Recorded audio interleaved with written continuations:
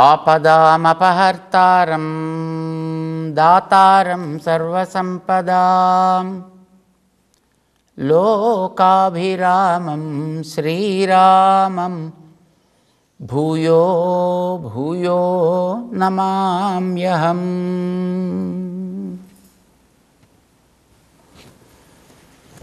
జయ శ్రీమన్నారాయణ.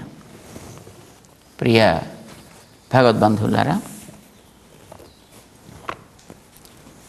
భగవద్గీత 5వ అధ్యాయం 7వ శ్లోకంలో నువ్వు చేసేటటువంటి పని నీ మీద కొత్తగా ఏదో ఒక భారాన్ని మోపదయా, ఉన్న భారాన్ని కూడా తొలగించేది అవుతుంది అనే విషయం చెప్పాడు ఆయన.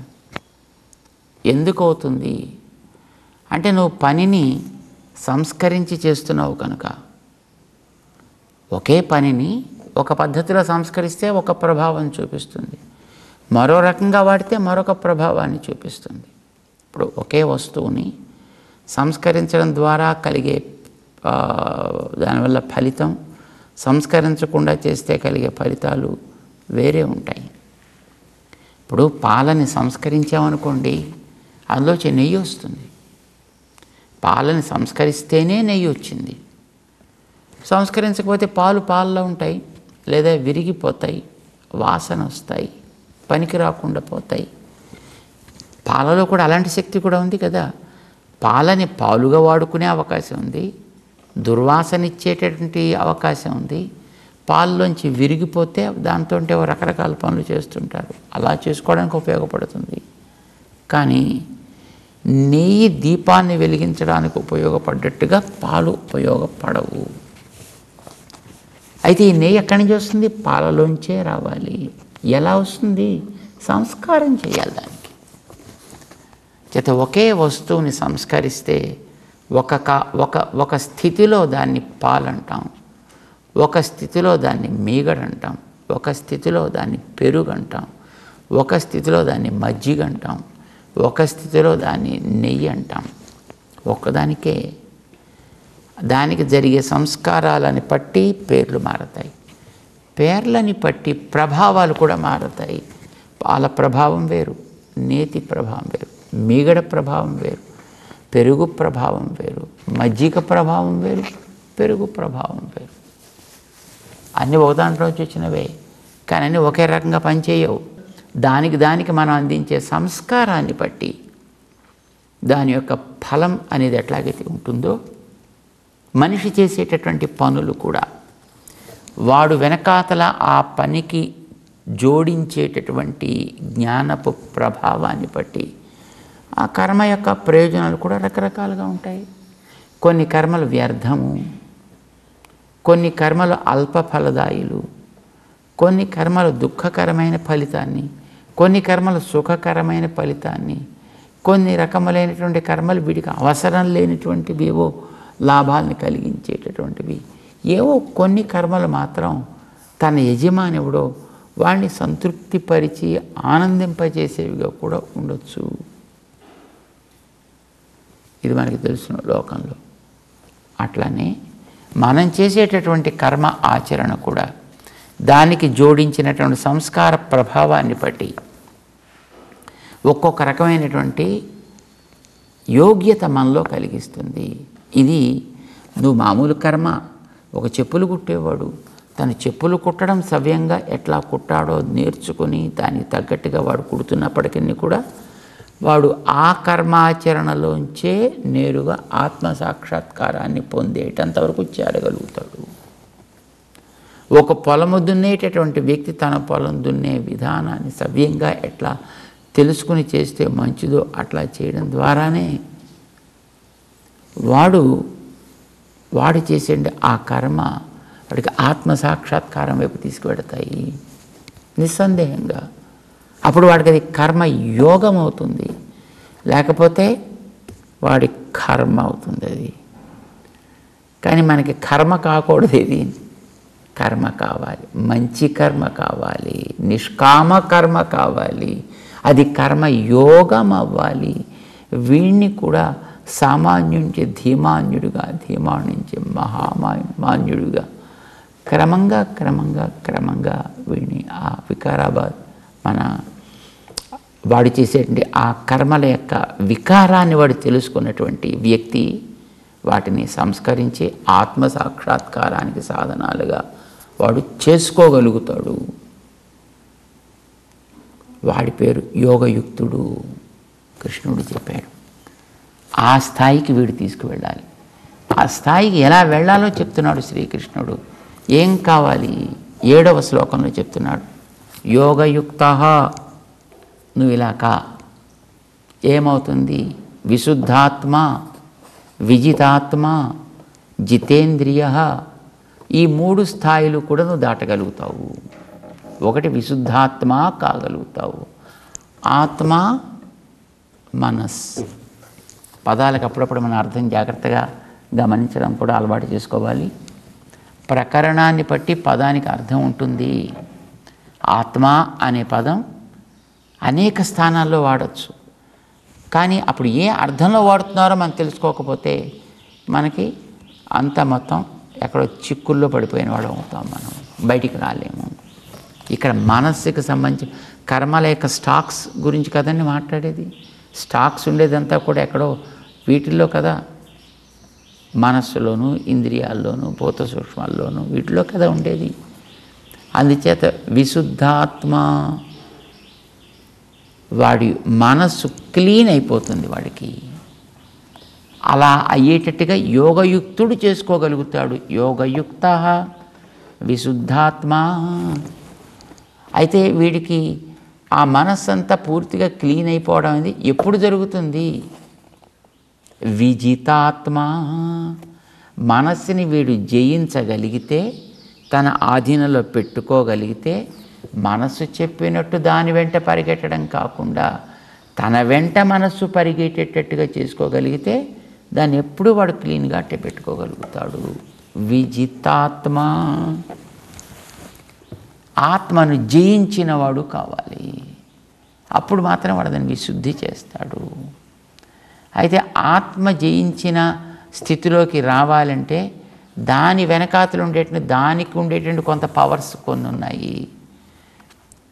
దాని సైనిక వర్గం కొంత దానికి ఉంది. అది చూసుకొని అది కొంచెం మిడిసి పడుతూ ఉంటుంది. ఏదా సైన్యం? ఇంద్రియాలు. ఇంద్రియాలన్నీ మనసుకు ఉండేటువంటి సైన్యం కదా. అవన్నీ కూడా వీడి మాట వినేటట్టుగా కావాలి. జితేంద్రియ. ఇంద్రియాలయందు వీడికి జయం ఏర్పడితే, మనస్సు వీడికి స్వాధీనమైతే, మనస్సులో ఉండేటువంటి దోషాలని వీడు కడుక్కోగలుగుతాడు. దేంతోటో మనం గతంలో చెప్పుకున్నాం. దేంతోటి? సర్వభూత ఆత్మభూత ఆత్మ. వీడు అలా తయారవుతున్నాడు కనుక సర్వభూతములలో, సకల జీవులలో వెనకాతల ఉండి నడిపించేటటువంటి ఒక తత్వం ఏది? ఎప్పుడు వెనకాతుండి నడిపించే తత్వం ఏది? భగవంతుడు. నేను ఉంటానని చెప్పాడు ఆయన. అయితే ఒకచోట చెప్పండి, మనకు వచ్చిన చికాకు ఎక్కడంటే, ఏమిటి తను ఎలా చేస్తాడనేది ఎక్కడ ఒకచోట అలా దేరుగా పట్టుకొచ్చి చెప్పాడు ఆయన. ఒకటి ఇక్కడ చెప్తాడు, ఒకటి ఇక్కడ చెప్తాడు, ఒకటి అక్కడ చెప్తాడు, ఒకటి అక్కడ చెప్తాడు. గమనించుకోగలిగిన వాడికి కనిపిస్తాయి. యదాదిత్యగతం తేజ జగద్భాసయతేఖిలం యచ్చంద్రమసి యచ్చ అగ్నౌ తత్తేజో విద్ధి మామకం అన్నాడు. సూర్యుడికి కాంతి వస్తోంది వెనకాతల నేనుంటే, చంద్రుడు ఇంకొక రకమైన కాంతి వస్తోంది వెనకాతల నేనుంటే, నిప్పుల్లోంచి మరొక రకమైన కాంతి వస్తోంది వెనకాతల నేనుంటే. ఇది మనకి తెలియడం కోసమని పాపం దాన్ని అక్కడికి వెళ్ళాక చెప్పుకున్నాడు ఆయన. అబ్బాయి, ప్రతి వస్తువుకి లోపలుండి దానికి ఆ శక్తిని ఇచ్చేవాడిని నేనేనయ్యా అని. ఆత్మగా ఉండేవాడు. ఇంద్రియాలకి కూడా ఆత్మగా ఉండి నడిపించేవాడు ఆయనే. రసోహమప్సు కౌంతేయ ప్రభాస్మి శశి సూర్యయోహో అంటూ ఓ పెద్ద లిస్ట్ ఇచ్చాడు. ఆయా ఆ వస్తువులకి కూడా లోపల నేనుండి, ఆ లోపల ఉండే గుణములలో కూడా నేనే ఉండి నేను ఆ గుణాలని పని చేయించి ఆ ద్రవ్యంతో చేరి ఆయా వ్యక్తికి ఉపయోగపడేట్టుగా చేసిన వాడిని నేనేనయా అని మనకి స్పష్టం చేశాడు స్వామి. సో ప్రతి వస్తువుకి కూడా లోపలుండి నియంత్రించేటటువంటిది ఆయనే కనుక ఆయన నియంత్రిస్తున్నాడనేటటువంటి ఒక జ్ఞానం, దానికి ఒక టెక్నికల్ పదం పెట్టాడని, సర్వభూత ఆత్మభూత ఆత్మా. ఇది నువ్వు కావాలి ముందర, ఇలా వాడుకోగలిగితే నువ్వు తయారు కావాలి. ఇప్పుడు ఆకాశంలోకి వెళ్ళి స్పేస్లోకి వెళ్ళిపోతే నేను హాయిగా ఎగురుతానండి స్పేస్లోను అని అంటే నువ్వు ఉండవు అసలు అక్కడ. అలా నువ్వు ఎగరాలి అని అంటే నిన్ను గట్టిగా పట్టి పెట్టేటటువంటి ఒక పెద్ద కవర్ పైన వేసుకుని పెట్టుకుంటే అప్పుడు నువ్వు స్పేస్లోకి వచ్చినా నువ్వు హాయిగా తిరగలుగుతావు. మళ్ళీ వెనకాతల నీ మదర్ మాడ్యూల్లోకి వచ్చి నువ్వు కనెక్ట్ కాగలుగుతావు. అక్కడికి వెళ్ళిన తర్వాత అబ్బా నాకు ఆ బయట వాతావరణం ఆస్వాదిద్దాం అనిపిస్తోందండి అని శుభ్రంగా ఆ బుర్ర మీద ఉండేటటువంటి హెల్మెట్ లాంటిది తీసి బాడీ మీద ఉండేటటువంటి ఆ కవర్ అంతా తీస్తే అంటే అప్పటిదాకా వాడు ఉండడు. ఆ శూన్యంలోకి వెళ్ళిన తర్వాత వాడికి తల మీద ఉండేటువంటి ఆ హెల్మెట్ని ఒకసారి పైకి తీయగానే మొత్తం ఆ శూన్యం ఈ బుర్రనంతటిని కూడా ఒక్కసారి మొత్తం ఒక్క ముక్క కూడా కనిపించకుండా ఉండేట్టుగా పీసెస్ చేసి మొత్తం అంతా అన్ని వైపులుగా స్ప్రెడ్ చేసేస్తుంది. అక్కడ వెళ్ళి తిరగడం మంచిదే, చేయొచ్చు, కానీ దానికి తగ్గట్టుగా నిన్ను నువ్వు ప్రిపేర్ చేసుకుని వెళ్ళాలి. ఆ ప్రిపేర్ చేసి వెళ్ళడానికనే ఆస్ట్రోనాట్స్కి వాళ్ళ పైన ఒక బ్రహ్మాండమైనటువంటి ఒక కవర్ వేసి పెడతారు. దానికి ఎంతో మెకానిజం ఉంటుందనుకోండి, that is a different issue. So also నువ్వు చేసేటటువంటి పని నిన్ను బంధించకుండా, నీ కొత్త భారాన్ని చేర్చకుండా, నీ మనస్సుని నీ ఇంద్రియాలని నువ్వు జయించి వాటిని నీ ఆధీనంలో పెట్టుకుని వాటిలో ఉండేటువంటి పూర్తిగా దోషాలు తొలగిపోయేటంత వరకు ఏదో చేయాలి అనేది నీకు కావాలి. అంటే నువ్వు ఇలాంటి తొడుగు వేసుకో. ఎలాంటి తొడుగు వేసుకోవాలి? సర్వభూత ఆత్మభూతాత్మ. సర్వభూత ఆత్మభూతుడైనటువంటి వాడిని నువ్వు గుర్తించి నీకు కూడా వాడే ఆత్మగా ఉన్నాడని తెలుసుకోవాలి. ఆ టెక్నికల్ పదం వాడేం కనుక మనకి ఇంత ఎక్స్ప్లెనేషన్ అవసరం అవుతుంది. ఆ పదం తీసి పక్కన పెడితే అన్నింట్లోనూ ఉన్న దేవుడే నాలో కూడా ఉన్నాడు. సరిపోయి సింపుల్. అన్నిట్లోనూ ఉన్న దేవుడు అంటే అసలు అన్నీ ఉన్నాయి. 4వ అధ్యాయంలో చెప్పాడు మనకి, గతంలో జ్ఞాపకం ఉండాలి. స్కూల్లో చదివే చదువుల్లాగా మనకి శాస్త్రాలు చదివితే 1వ తరగతిలో చదువు 1వ తరగతికే పరిమితం, 2లోది 2కే పరిమితం, 3వది 3కే పరిమితం, 4వది 4కే పరిమితం, 10వ తరగతి 10వ తరగతికే పరిమితం, 9వ తరగతి పుస్తకాలు మళ్ళీ మనం ముట్టుకోక్కర్లేదు, అందులో ఉండేది చూడక్కర్లేదు, దాన్ని మనం చదవక్కర్లేదు. ఇప్పుడు 10వ తరగతిలో ఉండేది చదువుకుంటే అది మాత్రమే చాలును అనేది శాస్త్రాధ్యయనానికి ఉండదు. నువ్వు మొదటి రోజు ఏదైతే ఆరంభం చేసావో అక్కడి నుంచి ప్రారంభించి ఆ శబ్దాలు సమాసాలు ఇలాంటివన్నీ నేర్పిస్తారు. సో ఇవన్నిట్లో చదివింది కూడా నీకు జ్ఞాపకం ఉండి తీరాలి. 1వ తరగతిలో చదివింది నువ్వు డిగ్రీకి వెళ్ళినప్పటికీ కూడా మరిచిపోవడానికి వీల్లేదు. ఇది అక్కడ దాకా కూడా ఉపయోగపడుతుంది. ఇది శాస్త్రం చదివేటటువంటి పద్ధతి అండి. జీవరాశుల్ని 4 రకాలుగా విడదీశాడు. చాతుర్వర్ణ్యం అని పేరు పెట్టాడు. మనకి జ్ఞాపకం ఉండి ఉంటుంది. ఏమిటి చాతుర్వర్ణ్యం? మనమంతా ఒకటి. మనం అంటే 2 కాళ్ళతోటి నిలువుగా నడిచేటటువంటి, అప్పుడప్పుడు కొందరు అడ్డంగా నడవచ్చు, కానీ వీలైనంతవరకు సాధారణంగా నిలువుగా నడిచేవాళ్ళు కొందరు ఉంటారు కదా, అడ్డమైన తిరుగుళ్ళు తిరగని వాళ్ళు కూడా కొందరు ఉంటారు కదా. అలాగా ఉండేటువంటి మనుష్యులు, అడ్డమైన తిరుగుళ్ళు తిరిగేవాళ్ళు అంటే మనకి జ్ఞాపకం ఉండాలి, టెర్రరిస్టులు లాంటి వాళ్ళు అనమాట. అలాంటి వాళ్ళని పక్కన పెట్టండి. వాడు ఈవెన్ ఫర్ దెమ్ ఆల్సో మానవుల్లో తెల్ల skin, brown skin, black skin, రకరకాల స్కిన్స్ కలిగిన వాడు ఉన్నారు కదా. ఇందులో ఎవడైనా సరే ఒకే పేరుతో పిలుస్తాం, వాడు మనిషి. రైట్? హ్యూమన్. ఇది ఒక జాతి, ఇది ఒక వర్ణం. రెండో వర్ణం ఏది? మనంత తెలివి లేకుండా, మనంత పని చేయలేకపోయినా కొన్ని ప్రాణులు ఉంటాయి కదా, అలాంటివి. వాటికి అడ్డంగా తిరిగేవి. తిరియక్ జాతి అని పేరు పెట్టాడు వాటి. మనమంతా మనుషులను రెండు కాళ్ళతో నిలువుగా నడిచేవాళ్ళం. ఇది ఒక వర్ణం. అడ్డంగా తిరిగేదంతా ఒక వర్ణం. దాని పేరు తిరియక్ జాతి. ఈ తిరియక్ జాతి నీళ్ళలో సాగచ్చు, నేల మీద సాగచ్చు, నింగిలో సాగచ్చు, ఎక్కడైనా ఎలాగైనా తిరగదు. అడ్డంగా తిరుగుతున్నాయి అని అంటే వాటికి అన్నిటికీ తిరియక్కులు అనే పేరు. 2. మూడవది, తిరగకుండా ఒకచోటే నిలకడగా ప్రాణం ఉండో ప్రాణం లేకనో ఉండేవి. స్థావర అని వాడికి పేరు పెట్టాడు వాడు. చెట్లో కూడా ప్రాణం ఉంటుంది కానీ తిరగదు, జంతువులు తిరిగినట్టుగా నిలకడగా ఉంటుంది ఒకచోట. ఇది మనందరం కూడా చూస్తున్నాం. దాని పేరు స్థావర జాతి. రాళ్ళు ఒకచోటే ఉంటాయి, నీళ్లు సహజంగా ఒకచోటే ఉంటాయి. అది పల్ల ఉంటే ఆ పారుతూ విడుతుంది తప్ప, తరంగాల కోసం అలాగే అది పారుతూ విడుతూ ఉంటుంది తప్ప, అదర్వైజ్ నీటికి సహజమైనటువంటి చలనము అనేది లేదు. కనుక నీళ్లు కూడా అచేతనాలు, ఒకచోట ఉండేవి, ప్రాణం లేనివి.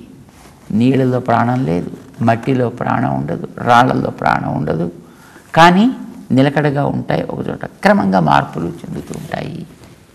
చెట్లు నిలకడగానే ఉంటాయి కానీ అందులో ప్రాణం ఉండేటువంటి విషయం మనకి తెలుస్తూ ఉంటుంది. ఎందుకంటే అది పెరుగుతూ ఉంటుంది కనుక, తరుగుతూ ఉంటుంది కనుక. ఇది ఒక జాతి, దాని పేరు స్థావర. మనుష్య, తిరియక్, స్థావర. ఇది కాకుండా మన చుట్టూ ఉండేటువంటి ప్రాకృతిక శక్తులు బోలెడన్ని ఉన్నాయి. మన శరీరం మీద ఒక ఒత్తిడి రూపంలో ఉండి శరీరాన్ని శరీరంగా ఉంచగలిగినటువంటిది ఒక ప్రకృతిలో ఉండే పుట్టేటటువంటి ఒక శక్తి. ఇది ఎన్నున్నాయి అలాంటివి అని మనకు తెలియదు. గాలి, నీరు, తడి, ఎండ, వేడి, చల్లదనం, బోలెడని శక్తులు ఉన్నాయి. వీటికి దేవతలు అని పేరు పెట్టాడు. దేవ, మనుష్య, తిరియక్, స్థావర. ఈ 4 కేటగిరీస్ కాకుండా మరొకటి ఏమైనా కొత్తది మనం తయారు చేయగలమా? ఇంపాసిబుల్. ఏది మనం తయారు చేసినా ఈ 4 ఎక్కడో ఒక చోట అది ఇమిడిపోతుంది. ఇవన్నీ కూడా ఒక రకమైనటువంటి జీవరాశి అని మనకు తెలుసు, తిరియక్కులు. వీటన్నిటికీ కూడా ఆయన భూతాత్మ ఉన్నాడెవడో ఒక ఆయన. ఆయనే నాకు కూడా భూతాత్మ, నాకు కూడా ఆత్మ. ఇది వాడు గుర్తు. సర్వభూత ఆత్మభూతుడైనటువంటి వాడు నాకు కూడా ఆత్మ. అర్థం ఏమిటి? అన్నిటిలో వీడు భగవంతుడిని చూడగలుగుతున్నాడు, తనలో కూడా భగవంతుడిని చూడగలుగుతున్నాడు. అన్నిటిలో చూసిన భగవంతుణ్ణి, తనలో ఉన్న భగవంతుణ్ణి ఒకడే అని గుర్తించగలుగుతున్నాడు.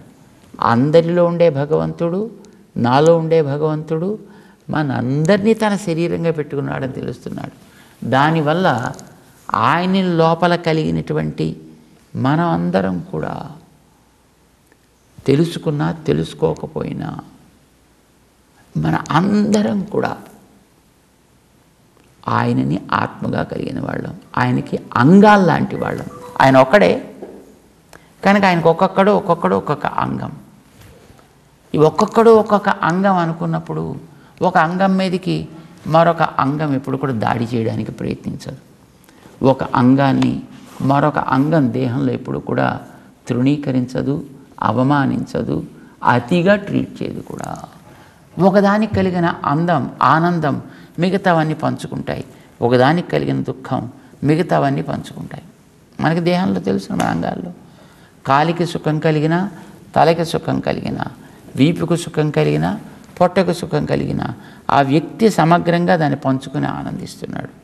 దుఃఖం అనేది ఏ భాగంలో కలిగినా ఆ మిగతా అంగాలన్నీ కూడా దాన్ని పంచుకుని ఆనందిస్తున్నాయి. ఈర్ష్యాసూయలు పట్టల్లే, రాగద్వేషాలు ఏర్పట్టల్లే, కామక్రోధాలు ఏర్పడటం లేదు. అంగాలకి పరస్పరం ఉండేటటువంటి అభావాన్ని మన దేహంలో వరకు మనం చూడగలిగితే ఆత్మ ఎందుకు చెడుతుందండి? కామక్రోధాల వల్ల, వాటి వల్ల ఏర్పడే రాగద్వేషాల వల్ల, వాటి వల్ల కలిగే లోభ మోహాల వల్ల.